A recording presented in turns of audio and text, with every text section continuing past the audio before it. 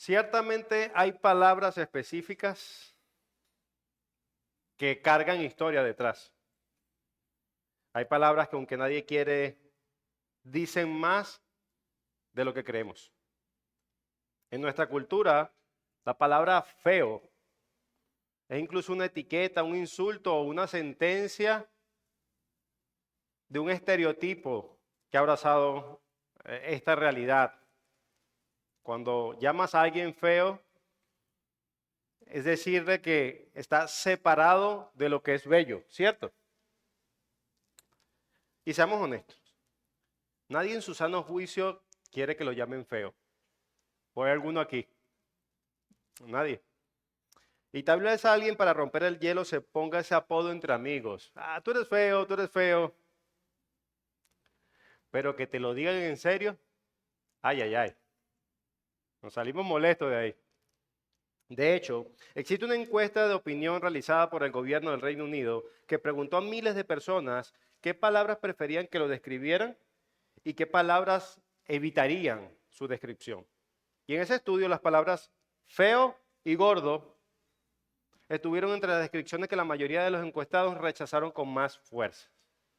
Es decir, la gente al ser llamado feo no es simplemente algo desagradable, es profundamente incómodo. Pero hace unos días, el pastor Carlos Jambert, uno de nuestros mentores, el cual le doy crédito por esta palabra, no es mía, me dijo algo que no podía olvidar. Me dice, mira Rubén, la iglesia de hoy no necesita cristianos perfectos. De hecho, el perfeccionismo es pecado. La iglesia necesita cristianos feos. Explícame. Pues esa frase quedó clavada en mi mente en ese momento. Porque todos sabemos que la iglesia está llena de gente imperfecta, rota, con heridas, con luchas, pero feos. Es una descripción. Esta iglesia está llena de cristianos feos. Eso es raro. Porque si seamos sinceros, nadie o ninguna persona calificaría para una belleza espiritual en nuestras iglesias. Es casi perfecto, casi como Cristo.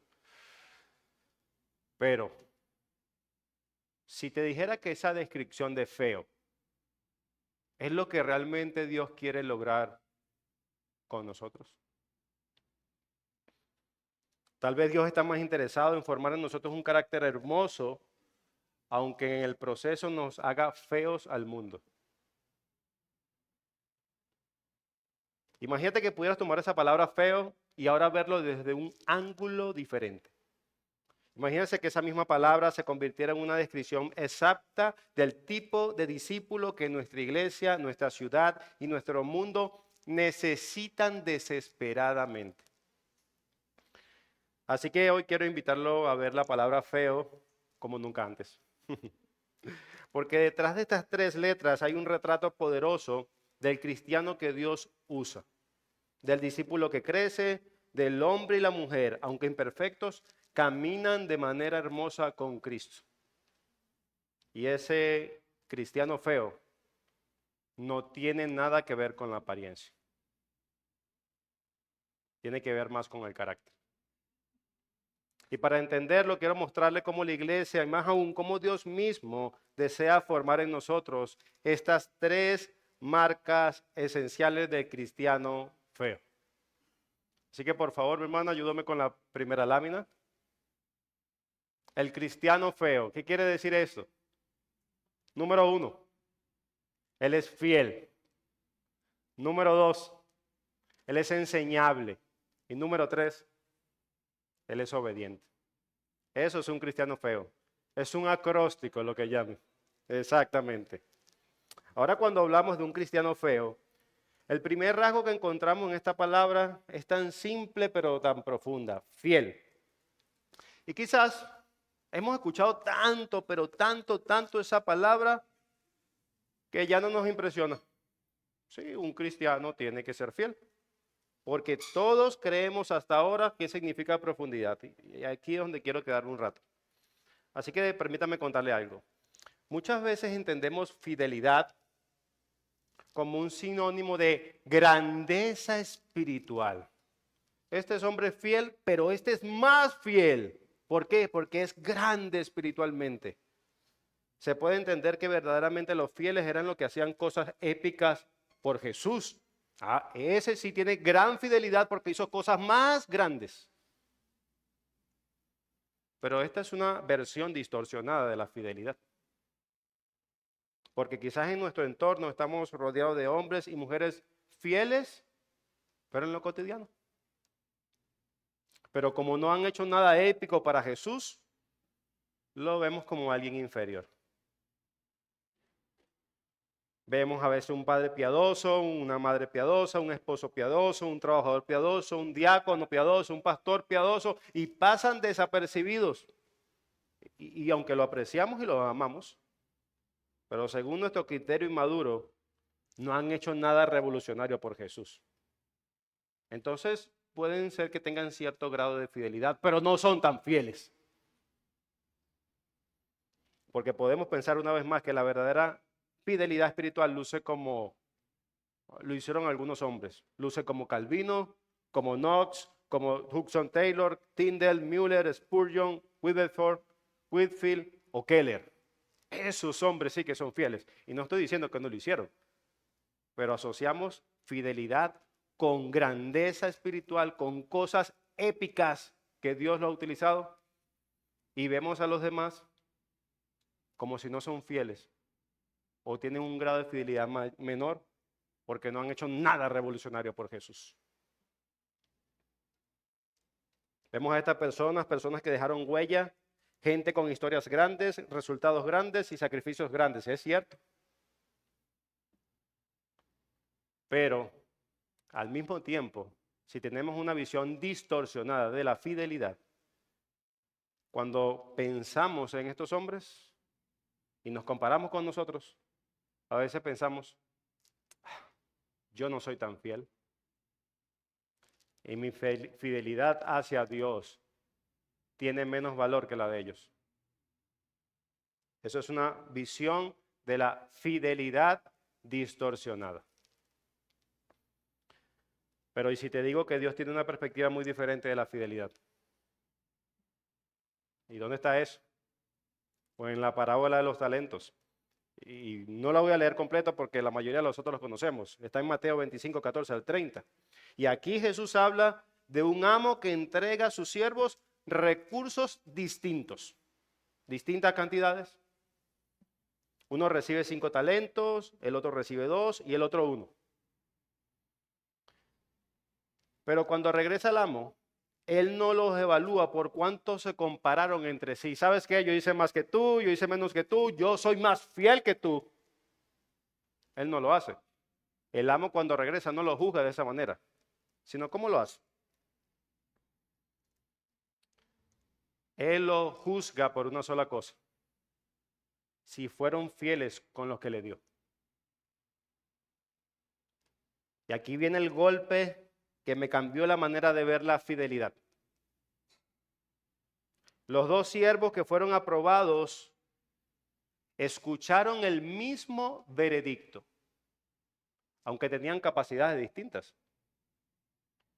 Y este fue el veredicto: bien hecho, siervo bueno y fiel, porque has sido fiel en lo poco. Lo que llamó la atención del amo no fue lo que hicieron grandes cosas, que tuvieron una espiritualidad gigantesca, que hicieron una revolución por Jesús.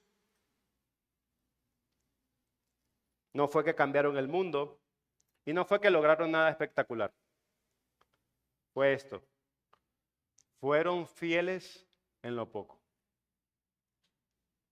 Y ahí entendí algo que quiero que ustedes entiendan hoy. La fidelidad cristiana no es espectacular, es constante. No es épica, es perseverante. No se mide por el impacto, sino por su fiel mayordomía. No depende de cuántos talentos te dio Dios, sino de lo que haces con los que ya te dio. Así que muchos de nosotros somos los de los 2 talentos. comparándonos todo el tiempo con alguien que tiene 5. Yo no soy fiel porque mira lo que tiene, mira lo que ha hecho. Así lo hicimos muchas veces. Pero Jesús no espera que produzca lo que otro produce. Para nada. Él nunca lo tuvo en mente. Él espera una cosa, sí, que seas fiel. Fiel con lo tuyo, con lo que Él puso en tus manos, llámese oportunidades, dones, familia, iglesia, trabajo, ministerio. Aún así, aunque todo puede parecer pequeño, monótono y poco impresionante, eso fue lo que Dios te dio. Porque a los ojos de Dios, una vida ordinaria, vivida con fidelidad, es una vida extraordinaria. Así que no anheles tener más para sentirte más fiel. Si Dios te dio más, gloria al Señor. Pero eso no, para nada. Dios no está catalogando tener más, de hacer una huella en la historia para que se te catalogue como más fiel. Si Dios te ha dado 2 talentos, sé fiel con eso. Dios ve la fidelidad de esa manera. Amén. Entonces, esta es nuestra primera palabra o frase de lo que es un cristiano feo. Él es fiel con lo que el Señor le da. Así que no pongas ese peso sobre tus hombros que Dios nunca ha puesto. No nos comparemos con el que tiene 5. Si eres el que tiene 2, gózate en eso y sé fiel para que algún día puedas escuchar buen siervo fiel. Y decía, entra en el gozo de tu Señor. Amén. El segundo rasgo del cristiano feo es enseñable. Y hay algo que distingue a los cristianos que crecen y perseveran. Eso es una característica. Lo vemos a través del tiempo, a través de los hombres, a través de la historia. Y la característica es que son enseñables. Decía el pastor Félix Cabrera que si quieres ser un buen número 1, aprende a ser primero un buen número 2. Y eso es una realidad. Y ve cómo una cosa se une con la otra, lo que hablamos anteriormente. Así que no es cuestión de inteligencia ni de títulos. Esta actitud necesita o es necesaria para quien trabaja, para quien estudia, para los esposos, esposas, para los hijos, para cualquier creyente. Debe ser enseñable, tener un corazón enseñable. Y ser enseñable es vivir con el corazón abierto a aprender de la palabra, de otros, de las pruebas y aún de los propios errores. Hay algo en la gracia común que todo el tiempo olvidamos. Muchos conocemos a Thomas Alva Edison, algunos lo conocen, ¿saben quién es? Que inventó la bombilla y muchos otros tipos de inventos. ¿Y por qué hablo de la gracia común? Cuando nosotros vemos, wow, qué invento tan maravilloso, pero atrás de eso habían 10,000 intentos de lograr lo que hizo. ¿Sabe qué hicieron hombres en la gracia común? Aprendiendo de sus errores. Y qué difícil nosotros a veces es traer esa realidad a nuestro corazón. Tenemos miedo a equivocarnos. Y no es que tenemos que buscar equivocarnos a propósito. Pero cuando tú tienes un corazón enseñable, buscas intencionalmente sabiduría de otros, la de Dios, si estás casado, la de tu esposo o esposa, y dar ese paso, tú ves, bueno, esto es correcto. Yo no controlo el futuro. Y aún así fracasa en el sentido que quizás vaya mal ese negocio o lo que vayas a emprender. Eso no es un fracaso para Dios. Tú hiciste todo lo que un corazón enseñable hacía. Escuchaste la palabra de Dios, pediste consejo. No fracasaste para Dios. Hermanos, Proverbios nos muestra una guía de cómo Dios nos dirige, nos corrige y usa al que se deja también dirigir.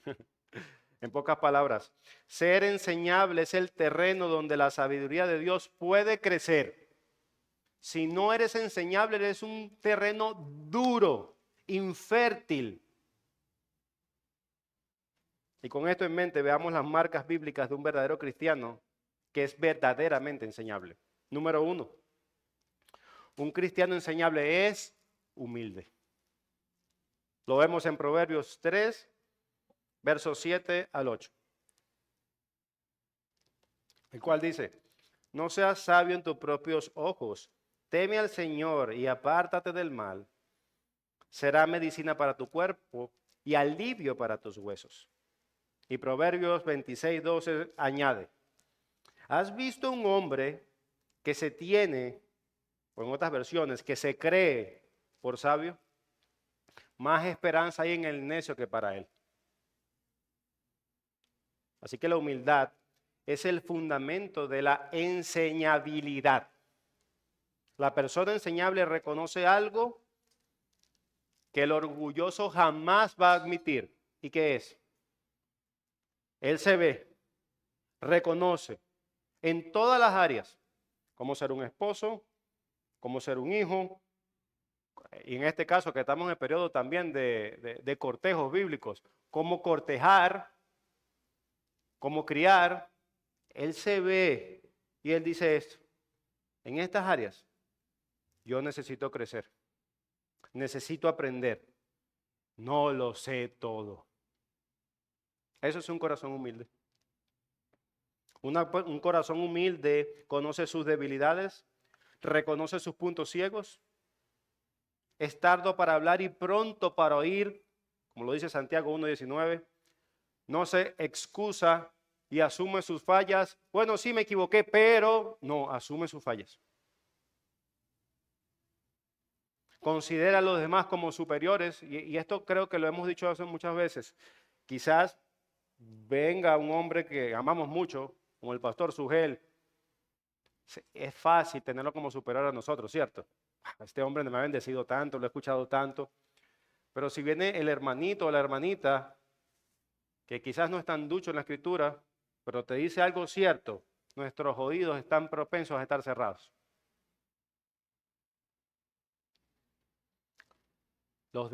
Considera a los demás como superiores, realmente. Y créeme, tú puedes creer esto intelectualmente, pero tus sentimientos te pueden bloquear a esto. Sí, bueno, hay que tenerlo como superior, esto es lo que debo hacer. Pero es que tenemos que guardar nuestros corazones. Tenemos que practicar y crecer mucho en eso. Pues a mí es el único que le pasa. A todos. Una persona humilde pide retroalimentación, incluso cuando nadie se lo ofrece. Pide consejo. Mi hermano, mi hermana, ¿crees que hice bien? X situación. Tomé esta decisión, esta decisión, esta decisión. ¿Cree que fue prudente? ¿Cree que di los pasos correctos? Eso es un corazón humilde. Porque se exponen a probablemente que le van a decir, bueno, esta parte lo hiciste bien, pero esta te equivocaron o te equivocaste. Y créanme, ninguna de nuestras decisiones va a ser perfecta. Entonces, probablemente siempre va a haber espacio para la retroalimentación. Hermanos, y la promesa es impresionante porque Proverbios dice que la persona humilde trae para sí medicina y alivio. Muchos cristianos destruyen relaciones, ministerios e incluso su propio crecimiento, no por falta de capacidad intelectual. Y yo creo que eso hoy lo podemos entender fácilmente. Hoy tenemos acceso a librerías, libros, conceptos, y puedes aprender un montón de teología, pero la verdadera teología es bajar ese conocimiento del corazón. Pero puedes conocer muchos términos bíblicos.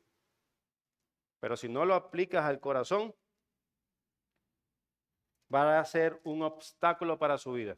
Así que en este tiempo no es por falta de capacidad que la gente no crece, sino por falta de humildad. Por falta de humildad. Ve a tu hermano, como lo dice Efesios 4, que básicamente aclara que todos vamos a ir creciendo juntos, como esa amalgama, como una coyuntura. Ve a tu hermano como un motivo o como un propulsor de tu propio crecimiento, pero no lo creas solamente intelectualmente, sino que estás seguro de eso. Yo estoy seguro que si tú formas parte de este cuerpo, de la iglesia local, yo puedo aprender algo de ti. Así no hayas estudiado en el seminario, así no seas pastor. Veríamos la persona de manera diferente. No por falta de capacidad, sino por falta de humildad. Número 2, un cristiano enseñable busca sabiduría activamente. Lo vemos en Proverbios 4, 7 al 9, que nos dice algo muy fuerte. Lo principal es la sabiduría. Adquiere sabiduría, aférrate a la instrucción, no la sueltes y guárdala, porque en ella está tu vida. Hermanos, ¿qué quiere decir esto? La sabiduría no llega por accidente. Un día amanecí, ahora soy sabio. No se obtiene por casualidad. Y no apareces de repente en una crisis. Seguramente Dios, a través de esta crisis, que no estoy haciendo nada, que no estoy buscando su palabra, que no estoy prestando oído a los demás, a los consejos, un día cuando todo esto pase voy a ser más sabio. Muchas personas creen que la crisis, cuando pases de la crisis, automáticamente vas a ser más sabio. Pero si en la crisis no buscas a Dios, jamás vas a tener sabiduría. La crisis es tremenda plataforma para crecer, para buscar sabiduría. Absolutamente sí, pero es porque esta te lleva a buscar a Dios. No es simplemente, bueno, estoy sufriendo, ya voy a ser más sabio. Eso es como aquellos que creen que las canas dan sabiduría. Hermano, yo he visto jóvenes más sabios que muchos que tienen canas y 20 y 30 años en el Evangelio. Porque abrazaron esta realidad. ¿Han escuchado ese refrán venezolano? Llegarás a viejo, pero no a sabio. Es esto mismo. Debemos perseguir la sabiduría. El necio busca consejo cuando todo va mal, pero el sabio busca siempre, incluso cuando todo va bien. Así que la persona enseñable se rodea de mentores sabios, aprovecha las predicaciones, conversaciones y las internaliza.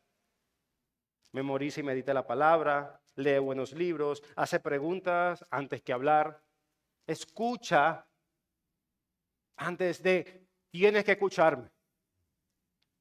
Pide ayuda sin vergüenza, sin pena. Pues no, yo no pido ayuda porque van a saber. Ellos quizás crean que no sé, pero si les pregunto van a estar seguros. No, decía Calvino que un cristiano, imagínense, una mente teológica de la más grande de la historia del cristianismo, que él se describa a sí mismo. El cristiano siempre es un aprendiz. Siempre. Pide ayuda sin pena y crece en un pensamiento crítico. Y crítico consigo mismo y poniendo en balance la palabra de Dios. Así que, ¿y por qué? ¿Por qué pedimos consejo? ¿Por qué necesitamos ir a la palabra? Hermanos, porque la vida es complicada o no. ¿Quién vive en una nube? Problemas, dificultades que deberían estar haciéndote más sabio porque estás buscando a Dios en este proceso.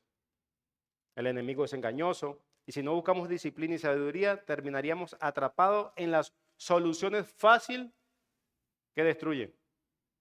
Bueno, si todos en este país están haciendo esto para solucionar, voy a hacer lo mismo. O la decisión que está tomando, etcétera. Si no discernimos profundamente, vamos a terminar contrario a la sabiduría, lo que dice necio. Número 3, un cristiano enseñable aprende de los maestros correctos. Proverbios 13:20 dice, el que anda con sabio será sabio, pero el compañero de los necios sufrirá daño. Y esto es algo que yo creo que nos inculcaron desde pequeño. que las malas costumbres, las malas compañías corrompen las buenas costumbres. Eso es una verdad. No, mi hijo es diferente. No, yo soy diferente. Ah, error. Si te la pasas con necios, es imposible que no pienses como un necio. Por eso es que tienes que ser intencional en pasártela con sabios. Y no me refiero a hombres simplemente que están en el seminario con cabezas infladas y cuerpos de renacuajo. No. Hombres que tú sabes que son piadosos, mujeres que sabes que son piadosas, que están caminando con el Señor. No estamos hablando de perfección, sino de que cómo esas verdades se han aplicado a tu vida. Recuerda, yo sé que no lo sé todo. Y eso me impulsa a preguntar. Así que la persona enseñable discierne. Él está mirando todo el tiempo su interior. ¿Qué está formando mi carácter? ¿Cómo es mi carácter? ¿Quién influye en mi pensamiento? ¿Cuál es mi cosmovisión? ¿Por qué pienso lo que pienso? ¿Por qué creo esto acerca del matrimonio? ¿Por qué creo esto acerca de criar a los hijos? ¿Por qué pienso esto acerca de la economía del país o lo que sea? ¿Por qué pienso lo que pienso? Y probablemente una pregunta diagnóstico es que si no fuiste enseñado a través de la escritura de lo que estás diciendo, lo que estás pensando, o el paso que vas a dar, es que te lo enseñó el mundo. ¿Cómo ser padre? Padre es ser fácil, pero ¿realmente tuviste tiempo de meditar en la escritura y estudiar? Entonces probablemente estás abrazando tradiciones. Y a veces no todas son malas, pero tú tienes la responsabilidad de discernir por qué crees, por qué vives de la manera que vives. ¿Quién modela mis decisiones? Los maestros que necesitamos, los que realmente nos edifican, son aquellos que hablan y viven conforme a la palabra de Dios. No perfectamente, pero sí sinceramente. Y la escritura es siempre un maestro confiable, perfecta, suficiente, clara y firme, como dice 2 de Timoteo 3:15. Por eso la persona enseñable vive orando esto. Señor, rodéame de sabios y aléjame de necios. Número 4. Un cristiano enseñable recibe la corrección como una bendición. Proverbios 15:31 dice: el oído que escucha las reprensiones de la vida morará entre los sabios. Proverbios 17:10 agrega: las reprensiones penetran más en el entendido que 100 azotes en el necio. La corrección ciertamente es medicina amarga al principio, pero cura el alma. El necio se ofende, se defiende y se cierra. Ya no hablo más contigo. Tienes razón, pero no quiero hablar más contigo. Me voy. El sabio escucha, aunque le duela, reflexiona y crece. Bueno, vemos en Hebreos 12, 7 al 11, que básicamente esta es una verdad que dice que Dios disciplina. ¿A quién? Al que ama. Al que ama. El amor va conectado con la corrección piadosa y amorosa, con el deseo de que esa persona sea más como Cristo, no que se parezca más a mí. Mira, tú tienes que ser sabio como yo. No. Nosotros por medio de las correcciones es como impulsar, empujar a las personas hacia Jesús, porque nosotros también vamos caminando hacia allá. Muchas veces usan a las personas, a los pastores, a los hermanos, a los mentores, Dios para modelarnos. No solamente los pastores, no solamente los diáconos, sino tu hermano que tienes al lado. Así tenga 5 años en el Evangelio, 2 años en el Evangelio, 1 o 30. Velo como un regalo de Dios para ti. Decía el autor Kevin Oyarán lo siguiente: si recibo una crítica, mira, un corazón enseñable, si recibo una crítica injusta que es 98% incorrecta, quiere decir, me están diciendo algo que no es correcto, que no hice, lo interpretaron mal, pero tiene 2% de justa. Mi deber es arrepentirme cuando sea necesario del 2% y tratar de crecer. Eso es un corazón enseñable. Mira, ¿cómo se atreve? Que 98% estás errado, pero un corazón que quiere crecer, utiliza ese 2%, lo internaliza y dice, aquí debo crecer. Creo que decía Juan Crisóstomo lo siguiente: cuando vengan a ti, incluso te hagan una crítica incorrecta, piensa en algo, porque quizás no estás cometiendo ese pecado, pero parece tu vida que lo estás cometiendo. Spurgeon también decía, cuando vengan y te critiquen incorrectamente, tómate un tiempo para pensar quién eres y los errores que has cometido como cristiano. Entonces realmente la crítica que están haciendo puntualmente, tú eres mucho peor, así que mejor cállate, decía Spurgeon. Una vez más, un corazón enseñable. Por eso cada corrección, incluso si es incómoda, es evidencia que Dios no nos ha abandonado, sino que nos está madurando. Entonces, el resumen de esto es, seamos enseñables. Sí, es difícil aplicarlo en nuestra vida. Sí, no nos gusta que nos corrijan. Pero si somos conscientes, y aquí es donde viene la teología a aplicarla, si entendemos que estamos en el estado de gracia, que somos salvos, pero aún pecamos, aún tenemos pecado remanente en nuestro interior, nada de lo que hagamos va a ser 100% perfecto. Entonces, sé consciente de la teología que profesas y abrázala en tu corazón. No vas a hacer las cosas perfectamente. Siempre va a haber una oportunidad de retroalimentación y crecer. Entonces, esa teología, cuando vas al corazón, es decir, aquí tengo oportunidad de crecer, incluso si esta corrección no es completamente correcta. Pero hay correcciones que sí son completamente correctas. Así que tómalo los dos. Y es Dios diciéndote, hijo mío, yo quiero que tú crezcas y te acerques más a Jesús. Seamos enseñables. Y la última, la O de feo. Obedientes. La obediencia cristiana no es solo cumplir reglas, es una expresión de amor hacia Dios, que surge de un corazón transformado, lleno por el Espíritu Santo. Como lo decía Nicolás Tranchini, la obediencia no es hacer lo que Dios quiere, es amar a hacer lo que Dios quiere. Esa es la verdadera transformación del corazón. Quisiera utilizar una ilustración que hace un tiempo leí para ver cómo luce esta verdad en nuestros corazones. Me hace recordar en ese tiempo de una madre y su hijo. Y esta historia se ambienta, quizás algunos van a estar más vívidos en su momento, a finales de los 80, de los años 80. Y como recordarán, no existían sillas de bebé como ahora, ¿verdad? Saben que ahora hay sillas de bebé, meten el bebé atrás en el carro para que no se mueva. Antes no existían eso.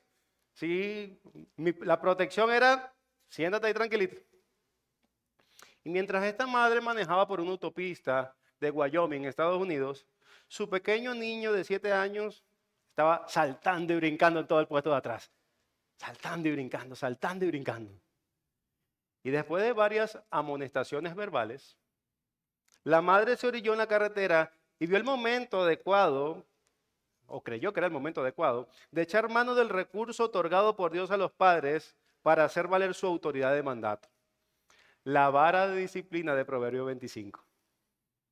Y después de eso, que el niño fue disciplinado, en el asiento de atrás, para que se montiera tranquilito, el niño fue convencido para estar quieto. Así que la madre comienza a conducir nuevamente, pasando unos segundos, y escucha el murmurar de ese pequeño niño de 7 años atrás. Y ella lo está viendo por el retrovisor, lo cual dice,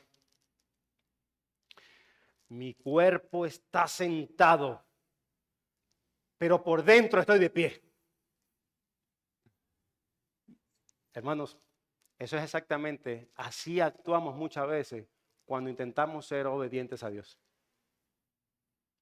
Lo estoy haciendo, pero por dentro no quiero hacerlo. Encarnamos a ese niño. Mi cuerpo está sentado, pero por dentro estoy en rebeldía. Por dentro estoy de pie. Y así somos nosotros. Muchas veces obedecemos exteriormente solamente. Así que no obedece verdaderamente quien actúa por culpa, por orgullo, por egoísmo o por temor. A Dios no le importa, no quiere una obediencia como esa. No se complace. La obediencia genuina surge cuando nuestros deseos se alinean con el corazón de Dios y hallamos deleite en cada uno de sus mandamientos. Esa es la verdadera obediencia. Tener gozo, decir sí, amén, no solamente con nuestra boca, sino con nuestro corazón. Yo hago esto porque me deleita obedecer a Dios.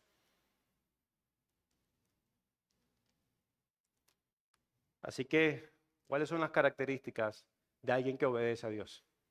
Número 1, obedecer es amar lo que Dios ama. La obediencia bíblica va más allá del comportamiento externo. No es simplemente hacer lo correcto, es amar lo que Dios ama y actuar desde ese amor. Jesús mismo resumió la ley en amor.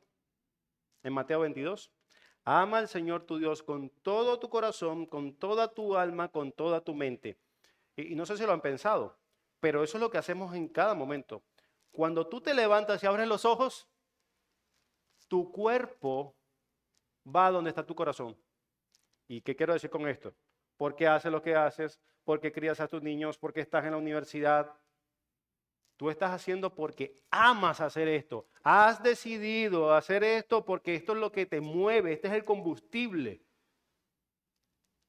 Ama al Señor tu Dios con todo tu corazón, con toda tu alma y con toda tu mente. Así que cada una de esas cosas que estás haciendo hoy, todos los días de tu vida, tiene que ser movido por esto.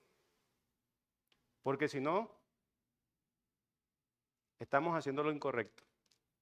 Estamos amando nuestras decisiones. Estamos amando de todo corazón, pero nuestra inteligencia.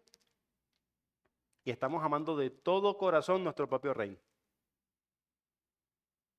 Ama al Señor tu Dios con todo tu corazón, con toda tu alma, con toda tu mente, con todo lo que hagas.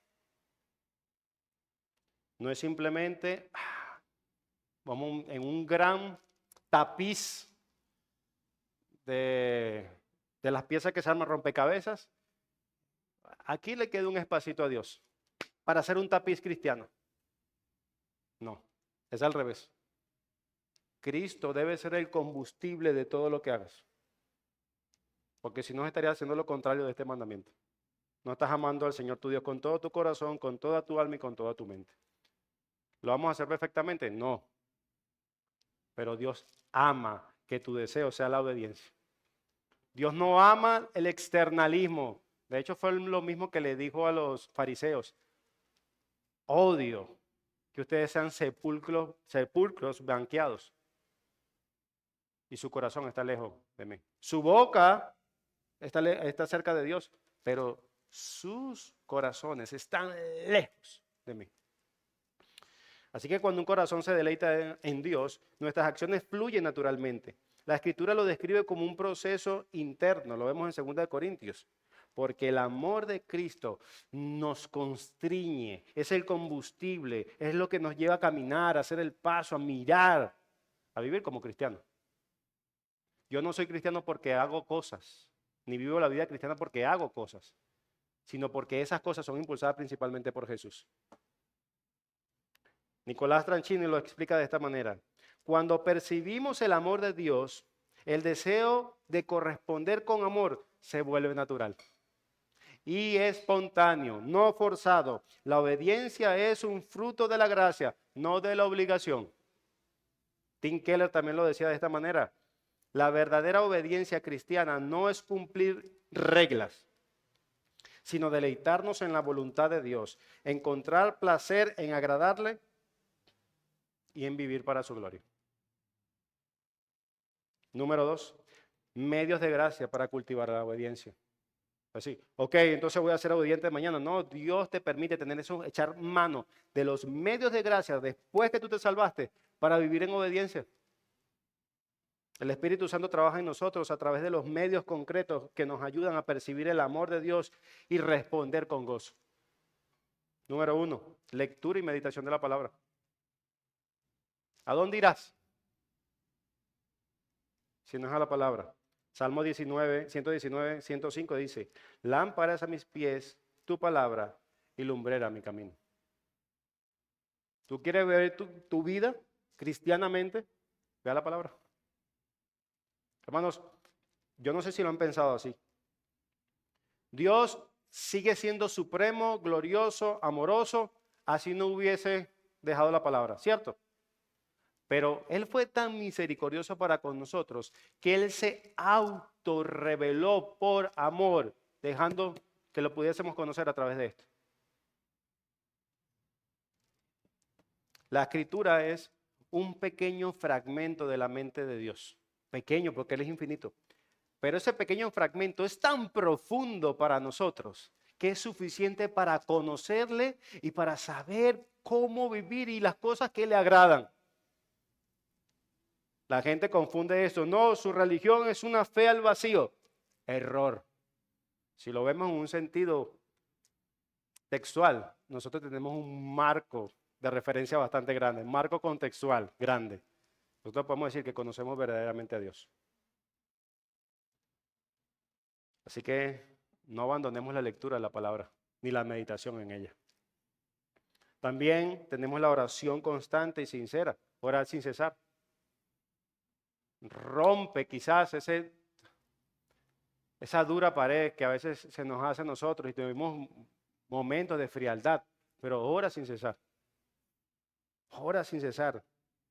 Decía el pastor Suber Michelén que debes orar aunque hay días que la oración te sepan a cartón, pero eres tú, no es Dios. Y esa oración la sigue escuchando Dios. Toma retiros y momentos de soledad. Jesús se retiraba a lugares solitarios y oraba. Sé intencional en eso. Busca tiempo de comunión con el Señor. Y una de los medios de gracia quizás olvidados, porque suenan un poco lamentables en nuestro contexto, y es el lamento y la confesión de pecados. Los salmos muestran cómo acercarnos a Dios con honestidad, expresando dolor y frustración. No hay problema que le hagas preguntas ¿por qué a Dios? Cuando tú sepas que tú eres una criatura. Señor, no entiendo. No hay problema que te acerques así. El problema es cuando lo sentamos al banquillo del acusador. ¿Por qué hiciste esto? Así no. Pero derrama tu corazón, Señor. Estoy sufriendo. Estoy sufriendo. Eso es un medio de gracia. Lamento y confesión de pecados. Así que cuando hacemos espacio para que estos medios de gracia, nuestra obediencia deja de ser un esfuerzo y se convierte en una respuesta gozosa del amor que recibimos. Es natural que esto pase. Número 3, la obediencia en la vida diaria. Obedecer a Dios no requiere de horarios ideales ni de condiciones perfectas. Yo no voy a obedecer a Dios porque mira mi día.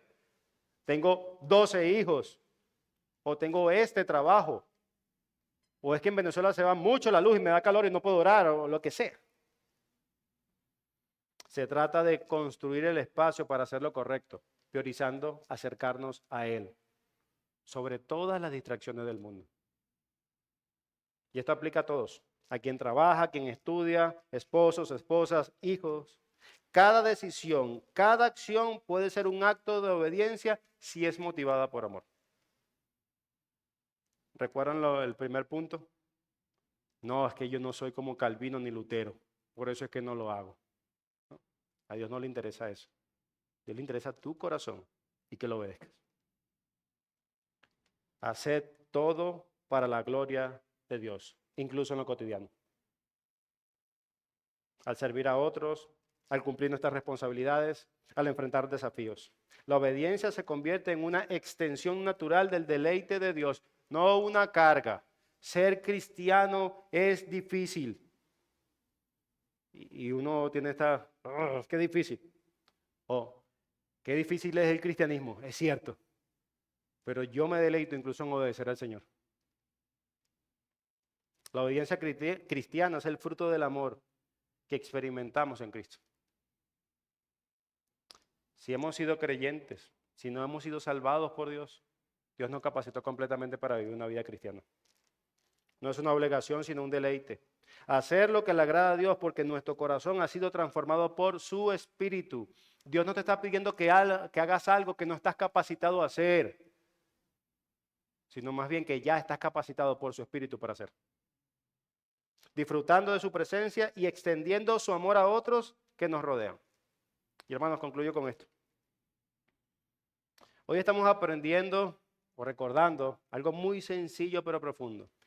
La iglesia no necesita cristianos perfectos, porque no existen, desde este lado de la gloria.